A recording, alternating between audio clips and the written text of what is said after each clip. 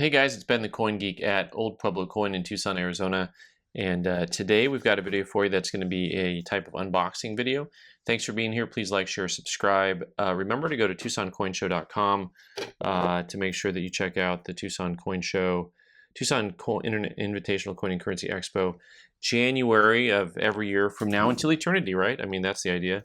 We shall see. But today it is all about the CAC grading company and Carson City Morgan dollars. So I'm going to focus a little bit more on just grading on this. All of these coins we ended up getting the VAM attributions on.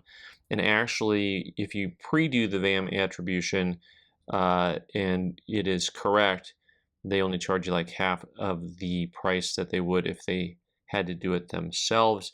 So this is a difference from the other grading companies. I am not going to focus on the VAMs, just on the grading today. And also, I will kind of give you an overview of price points in general terms, regardless of the overall, regardless of the VAMs.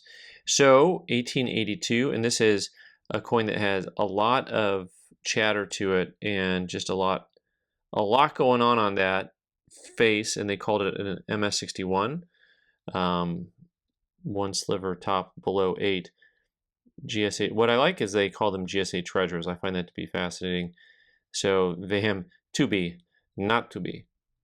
Right, so most of your 1882 Carson Cities, your 1883 and 1884 Carson City coins end up falling into a $300 to $500 price point range. You know, your most common grades are probably that, $350 to $400 range right now. When I started doing this, they would have been $75 coins. That was kind of like the common price point. That just tells you that I've been around for a while. But also, oh, look at that, great looking coin. But also the price points on these things change over time. I mean, that's a 25-year window, so that's a little bit of time.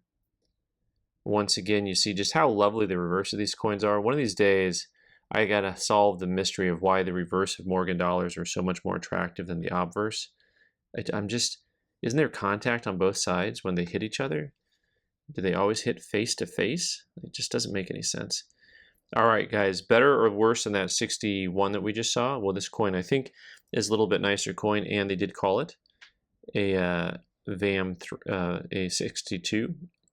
It's the VAM 3A. So the one thing I will say that I don't like about what CACG does, they actually cover the words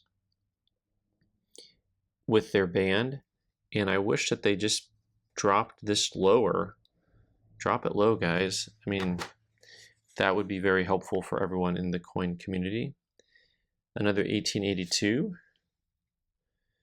All right, let's see what we got here. So the first coin had a ton of chatter. The second coin a little bit. This coin doesn't have as much chatter as that first coin did, but how do you grade it? Now we're looking at a coin that has a very, very different look than both of the first two coins. Right, it has nicer overall look than coin 1, and I think maybe not as nice as a look as coin 2. So the question is, what are you going to call it? What's your grade on this guy? Well, they called it a 61 as well. And so there are different types of, and some of you actually might prefer this 61 over this 62 for overall eye appeal, but there are a lot of larger marks on this coin that kind of gets you distracted. That's the VAM, the number on there is the 3D. That's exciting. Coins in 3D, it's about time. All right, moving on. Here's an 1883. Once again, one of the things just to observe here is like how flat the ear is, and yet it's a perfectly uncirculated coin. A lot to be learned about when a coin has a flatness for a strike and when a coin has wear. You get the feel for these guys. This is nice original, not only luster, but what I call skin. It just has that nice original everything to it. And so now we're looking at the number of contact marks on there and the heaviness of the contact marks as a whole. Like I said, those 82s, 3s, and 4s are all kind of in a similar price point. Really lovely reverse on this coin. Once again, the federal law rule. MS61. So for me, this coin, I would have called this one a 2. You know, just comparing coins, I would have put that in a similar camp to this one. I liked that coin well enough to call it a little bit nicer. And here's an 1884. Did I tell you what the VAM was? You guys, I know you guys can read, but also maybe you can't. So VAM 5B on that treasure coin. Here's the 1884.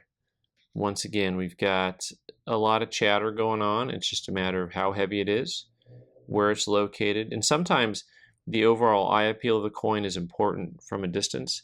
You know, sometimes when you get close, you're a little bit too close to a coin, so it's kind of like the up close and far away. I mean, is this like the visual and the smell test at the same time? Is that what we're doing? MS62 on this VAM 5. Once again, I think that's a good grade for the coin. I think I'll have time to make some video here just about grading standards, and people have talked a lot about if CACG is much stricter than the others or not, and I think that there's definitely a spot for conversation on that. So we go from, now that we've looked at a few coins that were all in that MS61 and 2 range, we're going to look at a coin that I think clearly has a nicer overall appearance to it. See how clean the field is, and once again, a lot of those little marks are there, but up close they're very obvious, but farther away not as much. A little bit of a spot there, an environmental damage spot that's on the coin underneath the plastic. That happened in plenty of these. I have yet to see like a toenail or anything, which is somehow suddenly disappointing. I never thought about it before, but you know, it'd be fun to find a GSA with some extra material inside of it. Maybe not that extra. Okay, guys, what are you saying? So, you know, this is at least a 3 based on what we've looked at so far. This one, this VAM 10, they gave a 64 grade. I think that's a nice grade. That's a good looking coin. Yeah, I would agree with that wholeheartedly on that guy. Now we're going to move into, I've got some 80s and 81s. So those 80 and 81s tend to be in the $700 to $1,500 range. That's a pretty broad benchmark for those two dates, but I thought I'd give them both, you know, the kind of the bookends of it, because that tends to be the price point depending on what you've got going on. Here we've got a coin that has, I think, clearly a lot more chatter, so we're going up and down. You know, is this, how many points lower is this than that last coin we saw? Once again, a stunning reverse. I'll just like never get over the fact that the reverse of these coins is so much nicer than the obverse.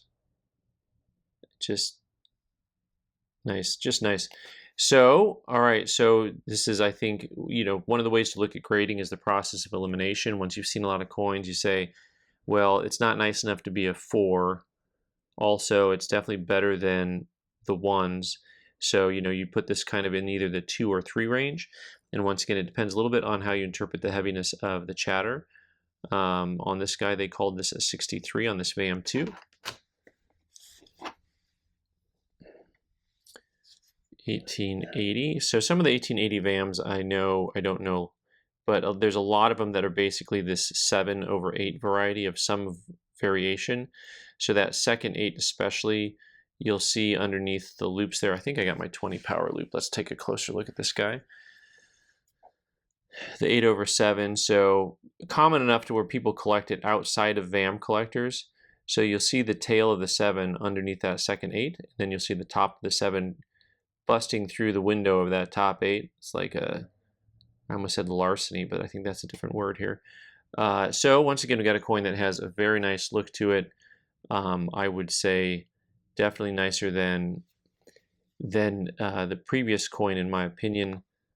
A little bit of staining. Once again, if it had any staining to them or things or toning, they oftentimes didn't say uncirculated silver dollar. They would just say silver dollar on them. Once again, the label covers that. So MS63 plus on this guy. Once again, pretty attractive coin overall, and I think that's a a fair grade. I do like the 4 better than I like the 3+. To my eye, I actually might like the 3 better than the 3+, now that we're just looking at them. But once again, there's definitely a judgment call still in all of this, no matter who's doing the grading.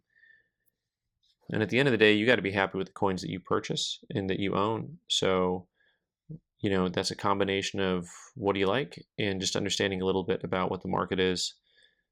You know, not enough to be dangerous, just enough to know that, hey, I like the coin and I know that I'm getting a fair price. All right, here's another 1881.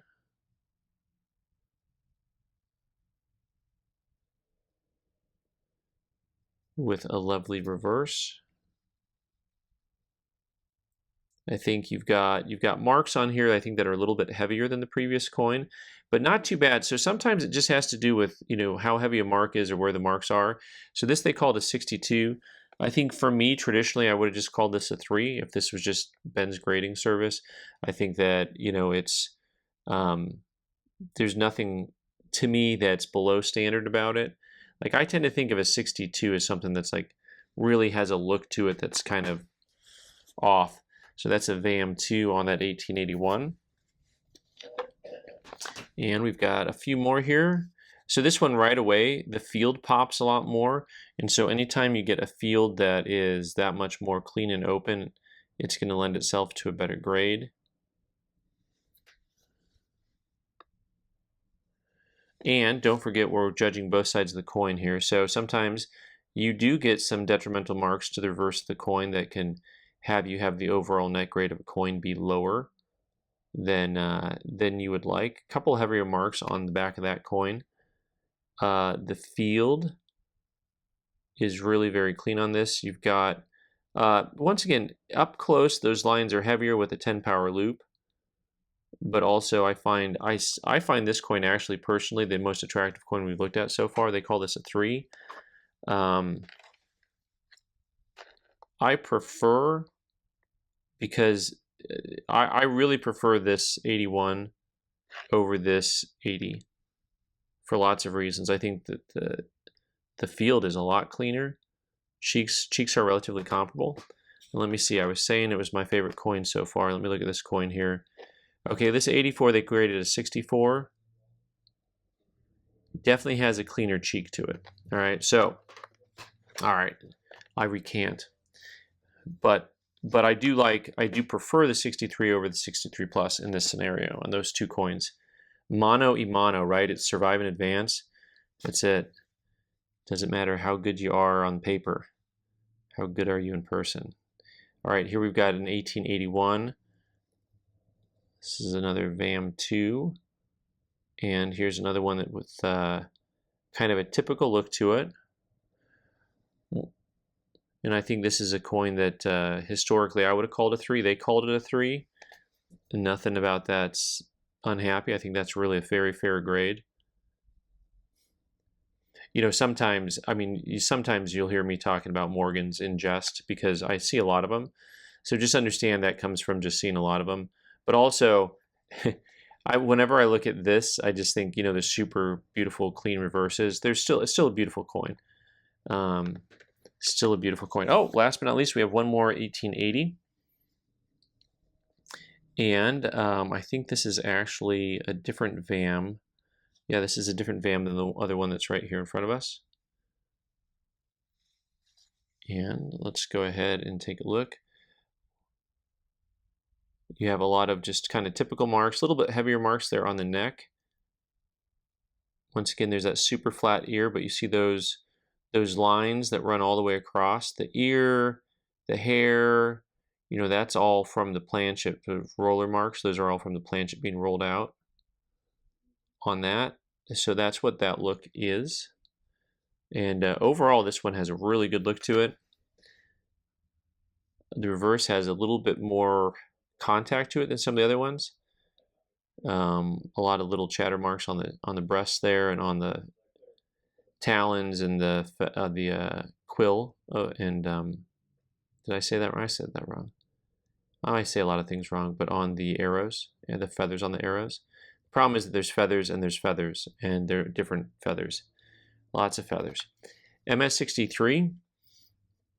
Once again, I think this is all splitting hairs when you're grading. I think I really prefer this 63 once again over the 63 plus. That's just me. But they're all very comparable, and I think that it's very fair when you looked and saw, for the most part, if you kind of lay them out by grade, I think that I would have tended to agreed for the most part on their 60, kind of like if you just go in the 61s, 2s, and 3s. And I do think the 4 was the nicest coin in the group. So anyways, guys, thanks for being here today. I'm Ben the Coin Geek. You can subscribe by clicking on the owl button in the corner and watch more videos on the right side of the screen. Thanks.